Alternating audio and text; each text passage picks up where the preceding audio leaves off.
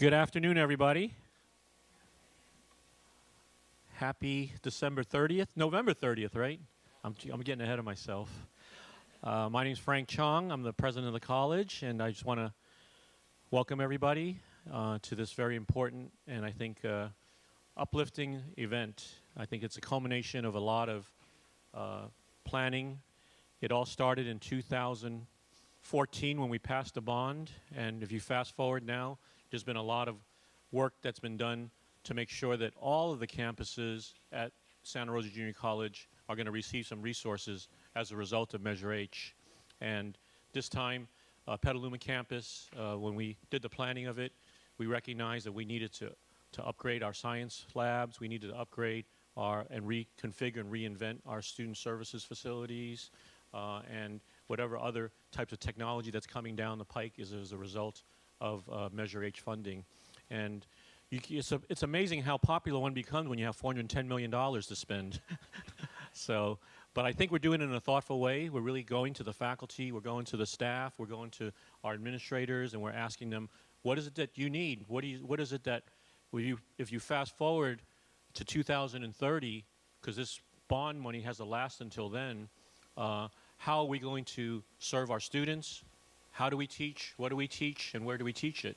So I think it's really an organic process, and I'm glad to see there's so much interest from folks who are here at the Petaluma campus, students, faculty, classified, managers, that we kind of do it in a collaborative process and in a transparent way. And that's been my commitment at Schoen Farm, where we're getting the process going for a strategic plan there, over at the Public Safety Center, where we're doing some planning there, and over, of course, at Santa Rosa campus. But the Petaluma campus is really crucial to our success as a district. We really need to have a vibrant, very contemporary campus and attractive campus for students in this area. So I'm committed to that.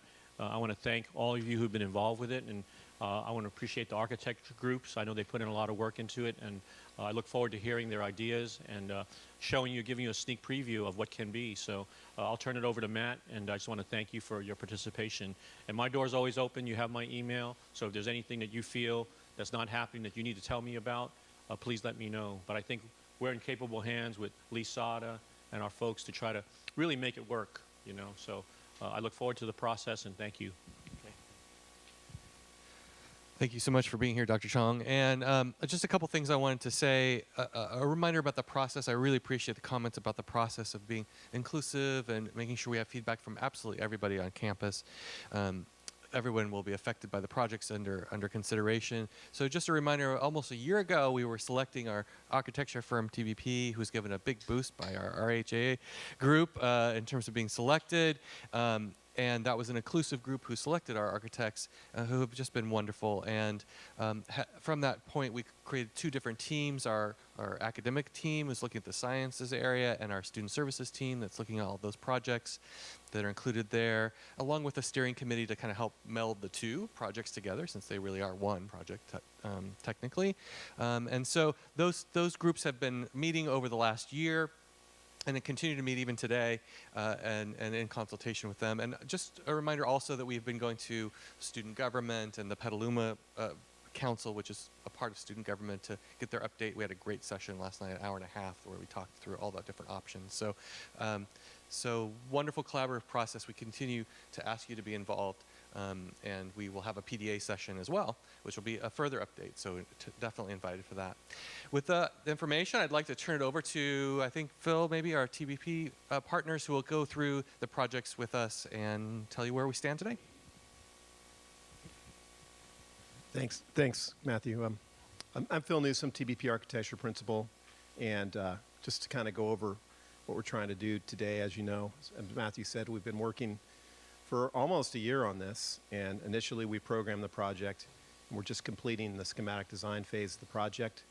I think things have gone pretty well. I think our goal today is to give an overview of what the projects are about, the status of the projects, and also really to solicit impact from all of you, or input from all of you. We have a few different ways to provide input. There are surveys. Please take a survey and fill them out. We also, towards the end of the session, we'll also be putting up boards to talk about maybe what your thoughts are about the landscape and exterior features. And let me just introduce a few other people. We have Mark McTier, project architect and designer, Raquel Royal from our office, and over here. Nola King from RHAA and Amy Jessica from RHAA. Yeah. So Mark's going to take it from here and talk a little bit about science. Mark will talk about science, and we'll talk about the student services piece, and then we'll talk about the landscapes. As Matthew alluded, there's two different projects here. We've got the academic science project and the student services project. I'm going to talk very briefly about the science part of the project from an architectural standpoint, and Raquel very briefly will talk about student services. From there, we'll hand it off to RHAA, and they'll be talking about the landscaping components of both projects. Very quickly, for those of you who do not know, the science project consists of a new chemistry wing and a new anthropology wing. The chemistry section has been programmed by the district's consultant, Research Facility Design. And so a lot of the concepts that they've generated have influenced our design, as you'll see. What we'd like to go over today very briefly is a kind of a high elevation look at the project, and including taking a look and garnering some feedback about our proposed design. We've got kind of some different schemes that we hope that you guys can look at. So I'm just going to jump in very briefly here. Science project. So this is the project site. It's behind the Capri Creek building, modular building. For those of you who do not know about it, here are the two basic components. This rectangle here is actually the chemistry, and up here is the anthropology. Kind of a closer look. I won't go into the details because we don't have a whole lot of time, but basically all the support services, including the instrumentation rooms and all the mechanical rooms for chemistry, and then also anthropology. The design basis for all of this work is to really come up with something that is very sustainable and really celebrate this indoor-outdoor educational environment that is so celebrated on these campuses. This is actually phase one of the project. So you can see Capri Creek building stays here. Eventually, when more funding is available, we will introduce a new building that would replace Capri Creek, but right now that is not in the budget whatsoever. And then this is just a very generic view of the two buildings. I'm going to jump in really quickly to some views of the model real quick. By the way, the total square footage of these two buildings is about 4,400 square feet. When Raquel talks, she'll be talking about a 3,600 square foot addition for the student services. So I don't know if you guys remember that last slide that showed the two images, but this long building here is the chemistry building, the proposed chemistry building, and this shorter building would be the anthropology, both with great indoor-outdoor connections. What these images do not show is the landscape design, which our HAA will get into when we're done. But for the most part, this is the basic design. We've got the Capri Creek back out here. This is towards the north of the site, and back out here is to the south. To the right image over here is where building 300 is. Very quickly, I'm going to talk about some different design ideas that we've come up with. These are all based on the design standards. So this is just a very basic design that shows what a flat roof would look like. The design standards suggest that we could do this, but in very limited use. This is kind of a shed roof design, and this is a design that more mimics the adjacent architecture.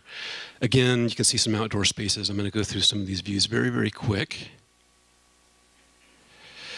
As you can see, we're trying to maintain these outdoor covered walkways, which are a part of the vocabulary of this particular campus.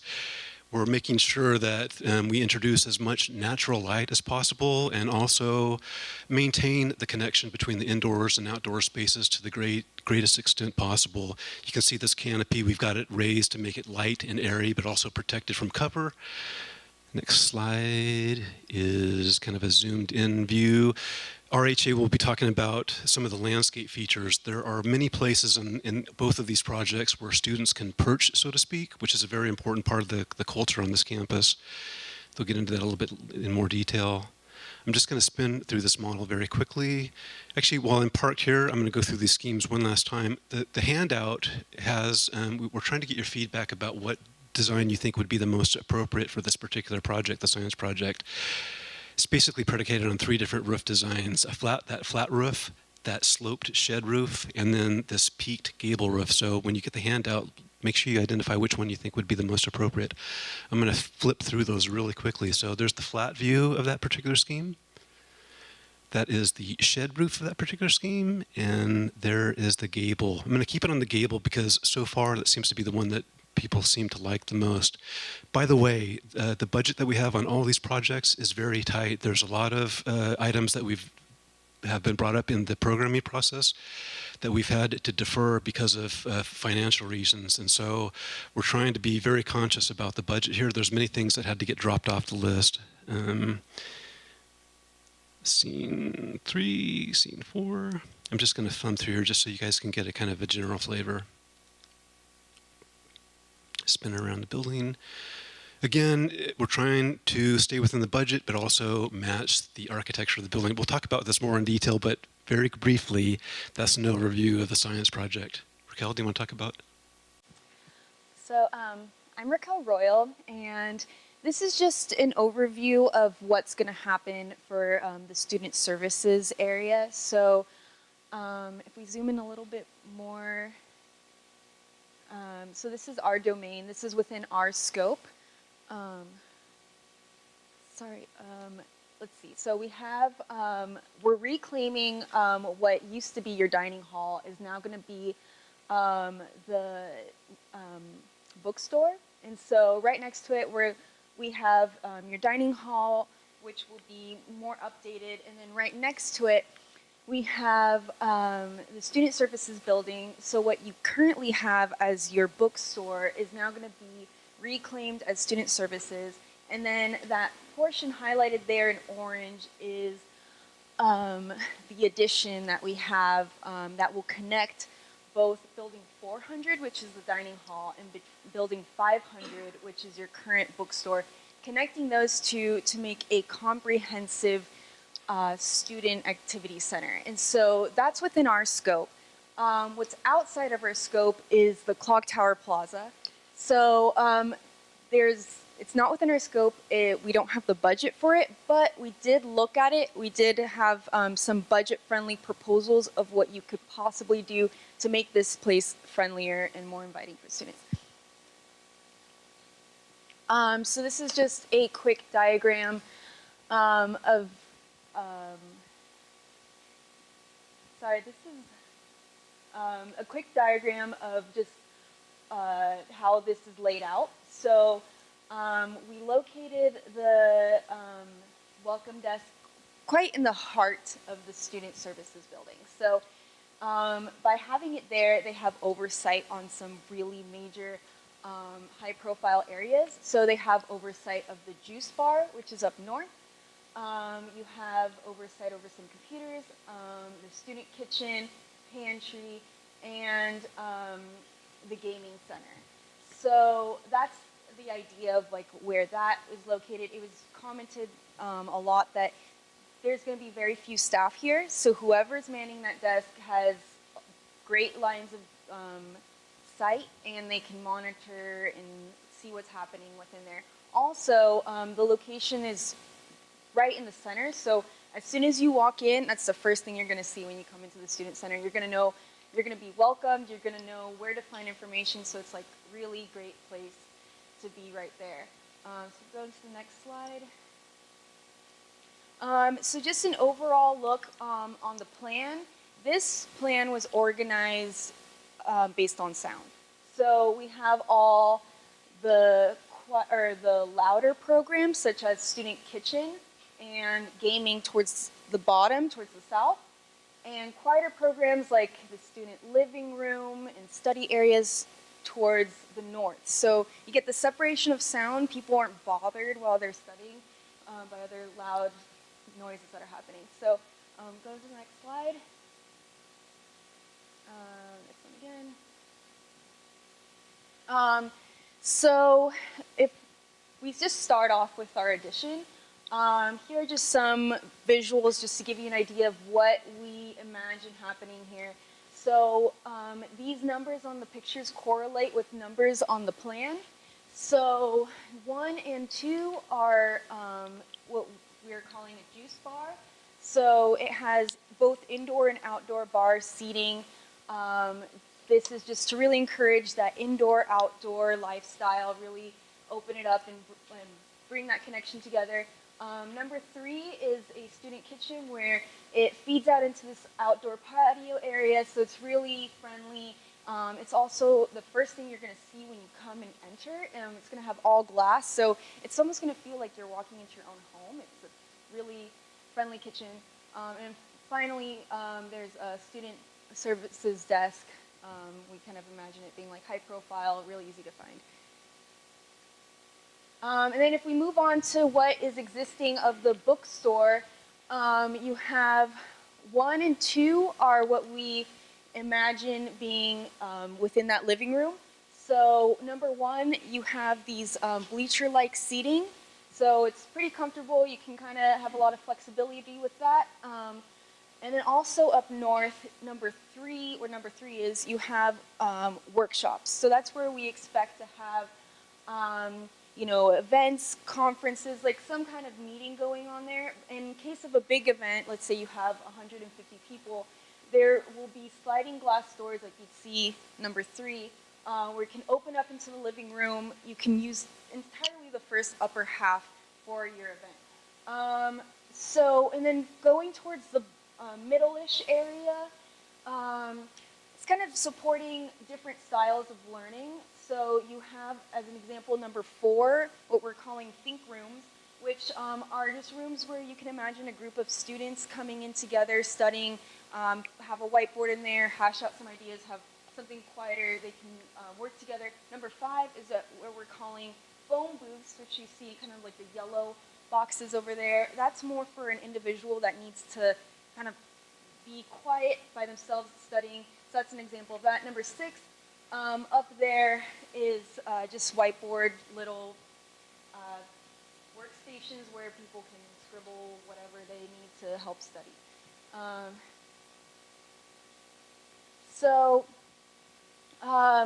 Let's see. This is just a quick look at the Clock Tower Plaza.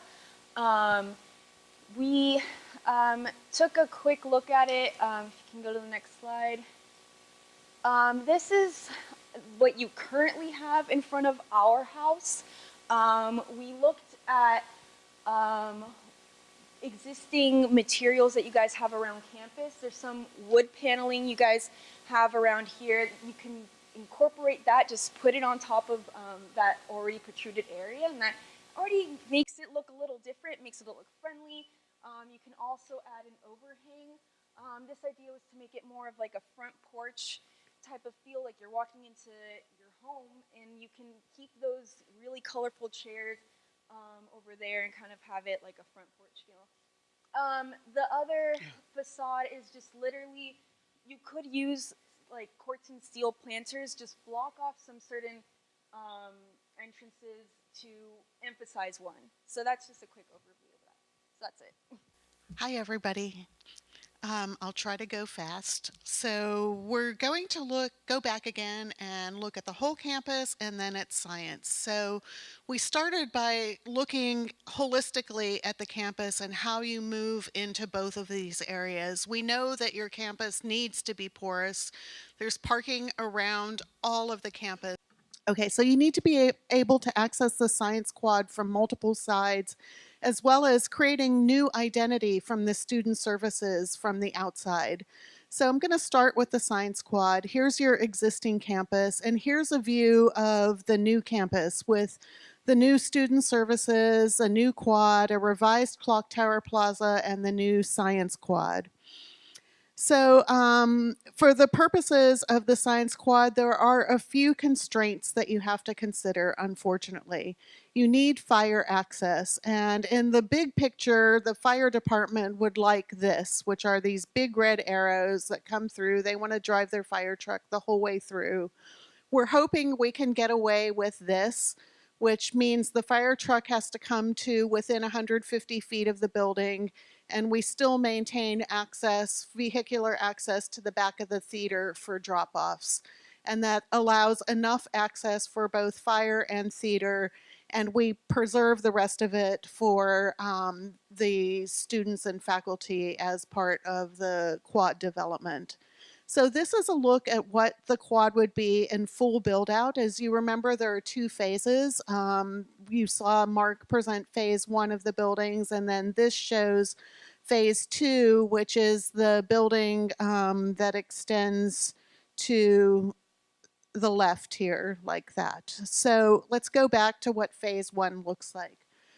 The way we approached this project was, as any campus should be, a series of learning environments. And if you think about how we learn in a lot of different ways. We learn in a traditional classroom, but in outside, we can learn in a classroom setting, we can learn at a table, we can learn in a small group, we can learn in a garden, we can learn in a circle sitting on the grass, we can learn in a collaborative group of students sitting together, 5 people talking together. We can learn sitting on a bench. So what we wanted to do, and the way we approached the design of this space, is to incorporate all of those things together. And I'm going to try to explain that very quickly. So the first idea is, how can we make outdoor classrooms in this space?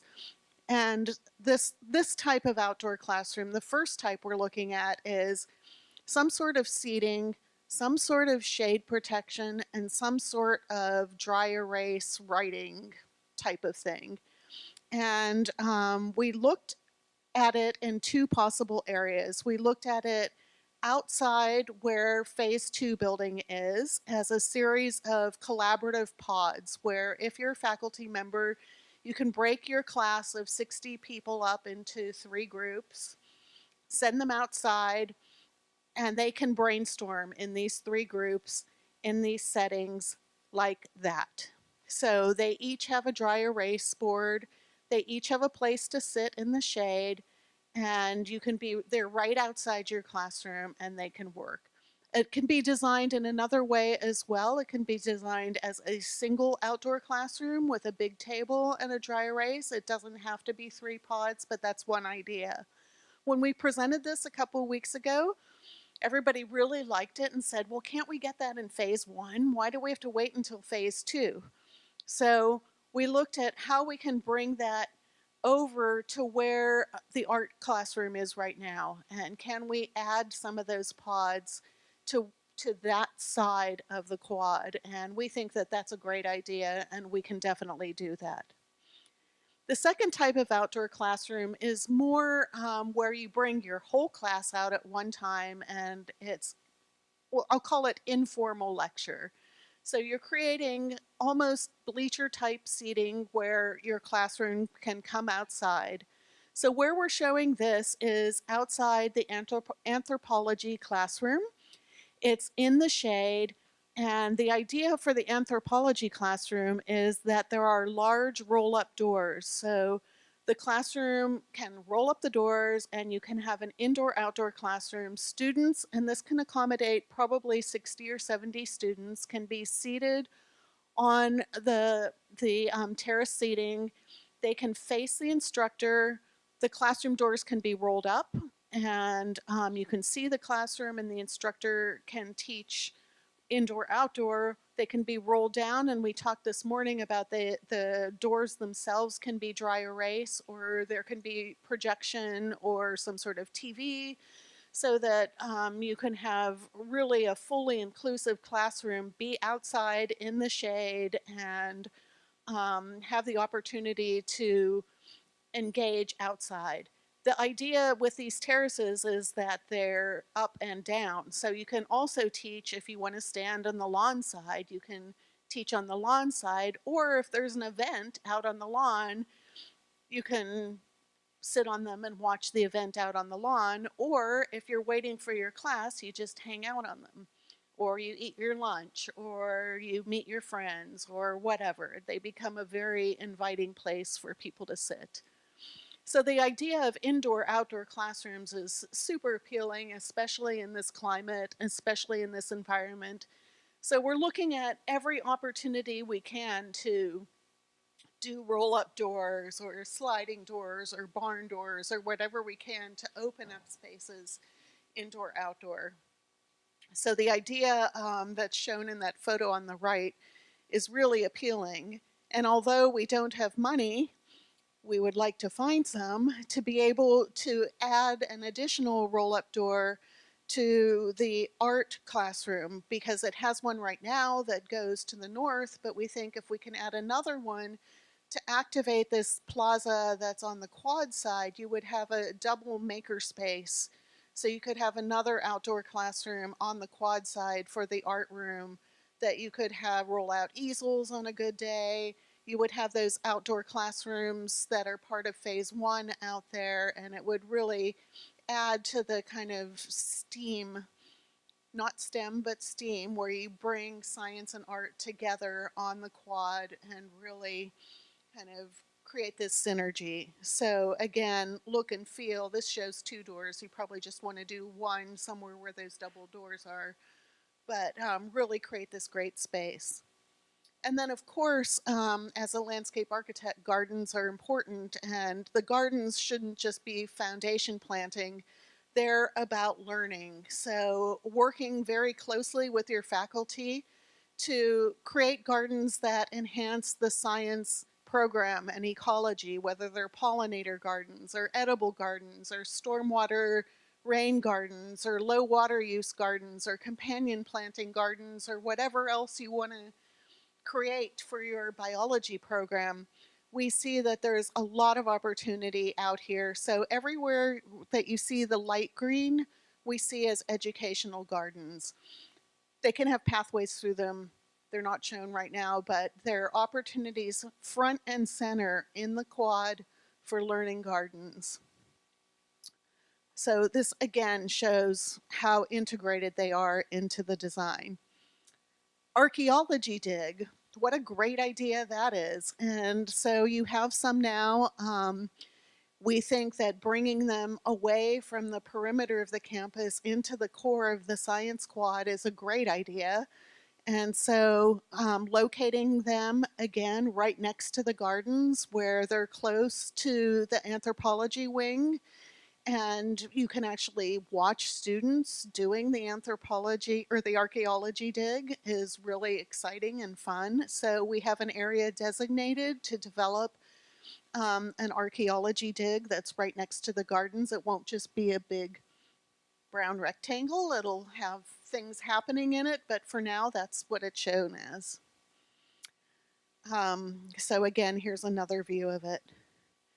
The central gathering area, any campus you've ever been on, don't students love to kind of just have informal gatherings on the lawn? And so if you think about that as an extension of your teaching space, bringing a class outdoors on a nice day for informal teaching, we do have this lawn area in the center of the campus quad that's very, very flexible. You can use it for large gatherings. You can use it for small informal teaching opportunities. The students can use it just to, recreate. It's not huge, but it's a nice size, and you can put movable furniture on it, or you can just keep it clean. Collaborative seating is also really important. Students don't always want to be in a large group. They don't always want to be with somebody else. Sometimes they just want to be alone. So the whole way along one side of the building where the covered walkway is, we have arranged a series of seats. Some are grouped together, some are solo, and you can sit the whole way along that side edge right here and either alone or together and interact. Projection, as I mentioned, we thought that the idea of projection is really great. Outside the anthropology room, we talked about that, but we also think that possibly outside the existing art room that there's another opportunity for projection. So this is looking towards the anthropology classroom, that outdoor seating area, and if we can get projection on that roll-up door area somehow, but also looking towards the art room if we could figure out a way to do either rear projection on the roll-up doors or use some way of getting projection on there, it would be a great way to either expand the outdoor classroom use or to show art shows or to really kind of activate the quad. And then this is something, we haven't changed the drawings yet because it just came up this morning, but we think outdoor shows of the art that's happening inside is really a great thing. And so we looked at where can you put Sculpture Garden. And we know that you need a connection from the new quad to building 700. And right now there's a dumpster in this parking lot back here. And there's no sidewalk there because you have to go through the art corral or whatever you want to call it, courtyard, and it's gated. And so we thought, okay, maybe what you can do is add a walkway and put a sculpture garden there and shrink that art courtyard so that you still have an indoor-outdoor relationship to the art room. You have an art display area and you have a walkway. But at our meeting this morning, there was a discussion that maybe we move the dumpster so we can still have a walkway, we still have an outdoor display area, and you don't have to shrink the art courtyard, which then that's kind of a win-win. Only the dumpster's losing, and so that's fine. We think we can work with that, and that's a really good thing. We just went and checked it out right before this meeting, and it's going to work great. So we're excited about that. So this is that area. And then I also understand that there's a desire for, I'll call it a rock garden, but it's really a geology garden. And as you saw in the drawings, there's plenty of space to take some of those educational gardens and really expand your program and your curriculum into that outdoor area. There's a lot of room and it's going to be wonderful. That whole outdoor quad is going to be a learning environment. And I think it will be very exciting. Like, you have a great quad out here, but it's really not about learning so much. It's about gathering, but this is going to be much more about learning. And I think that that is really a great thing.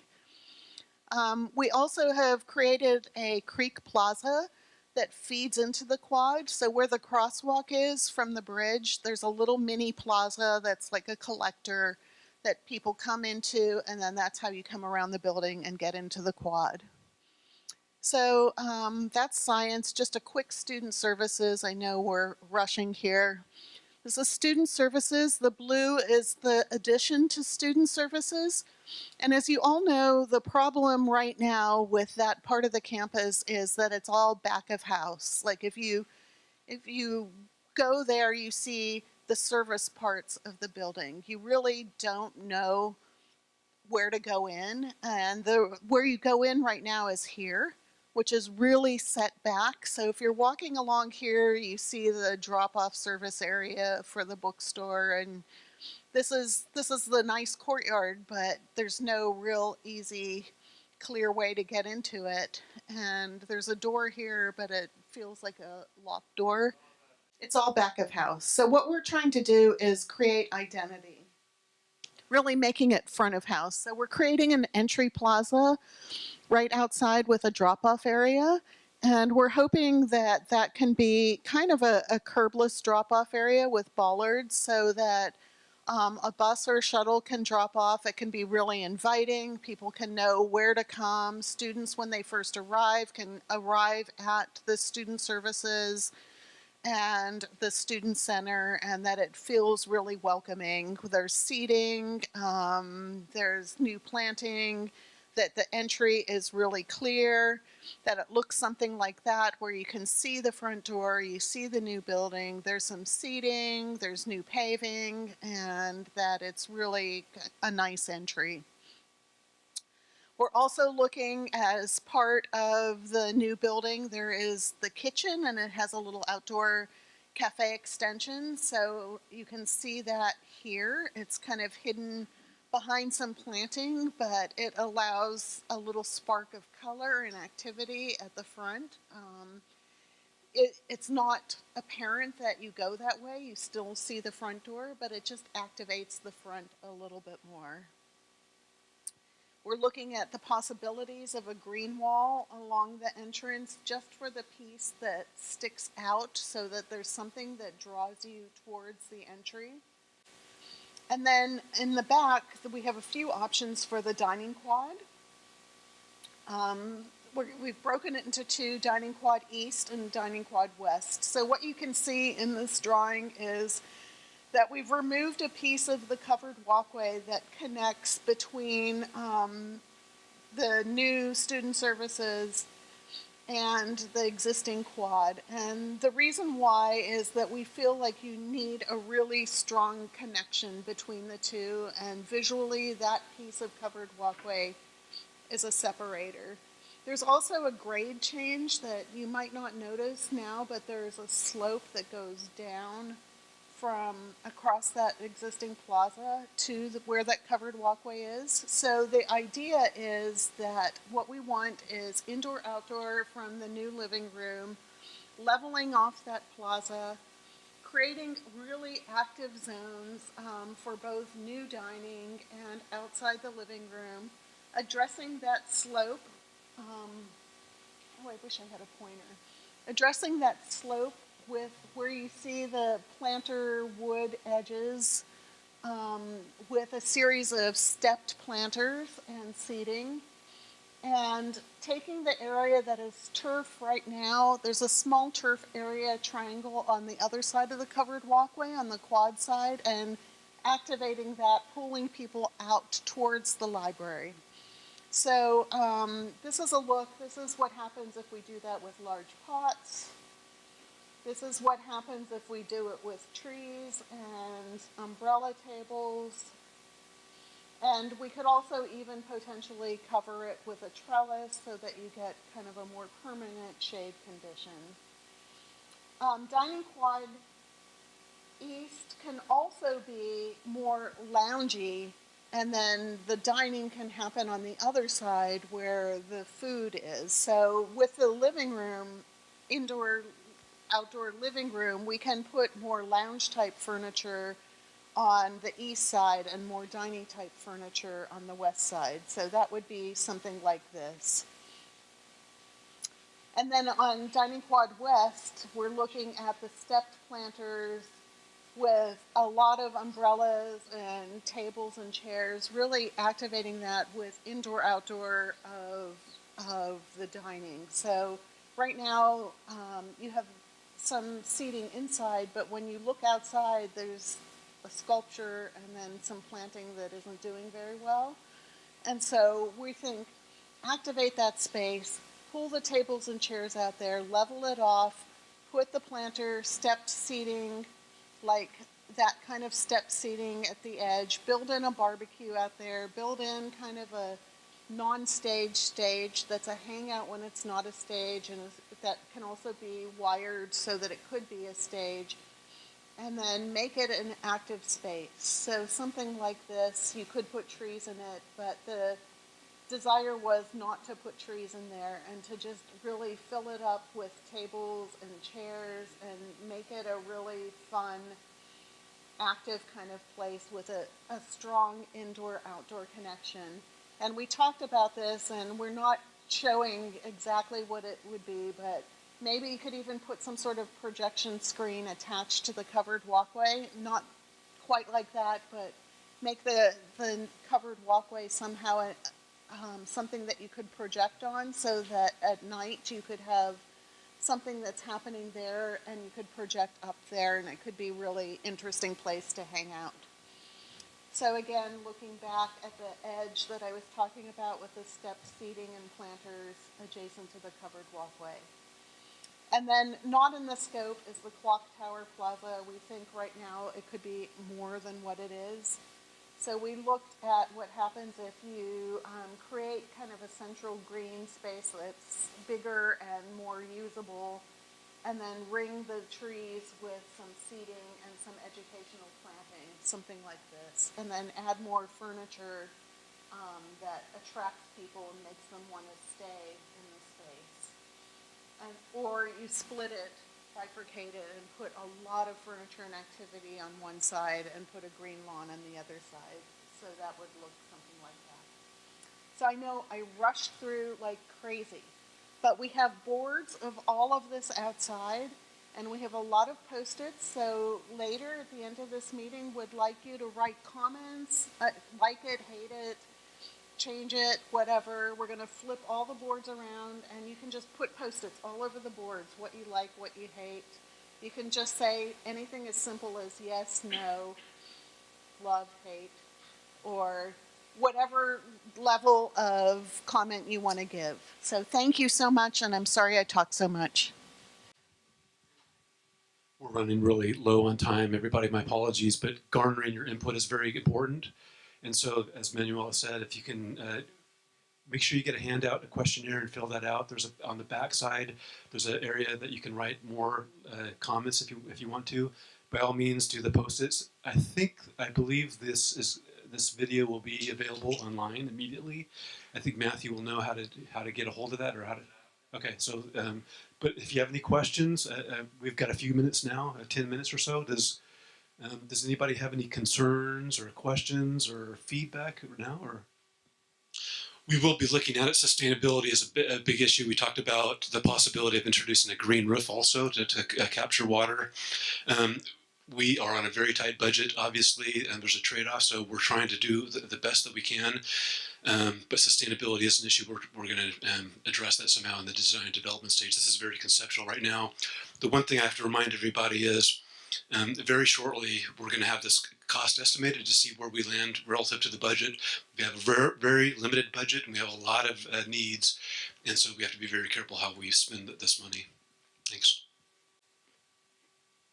Any other questions? Feedback? Ayes, nays? So please take the time to write some things so that we can even if it's just that you like it, we need support. So I do have one kind of concern. I'm an art major here on campus, and I work a lot in the art classroom in the 300 building, and where there was a talk about having the extra door is where the storage is. So having that area be the projecting screen area is one of the things that I was favoring more instead of having the spare door, because putting in the spare door would remove the storage for that area. That's where we have our props for like drawing. So and then that's typically like the instructor's area as well. It's not really the classroom part of it. The classroom's more on the library side of that's the good building. to know. I tried to get in that room today and it was locked, but I haven't been in the room, so it was just an idea. Just want to piggyback on that to remind everybody that is one of the other items that we had deferred. There's several things like the Clock Tower Plaza. We're going to price out those options. There's several other things, some low-cost improvements to Clock Tower Plaza itself, but we're on a very limited budget, and so although nice, and we'll know more very shortly about what we can or cannot afford. Any other comments or questions? No? Thank you very much, everybody.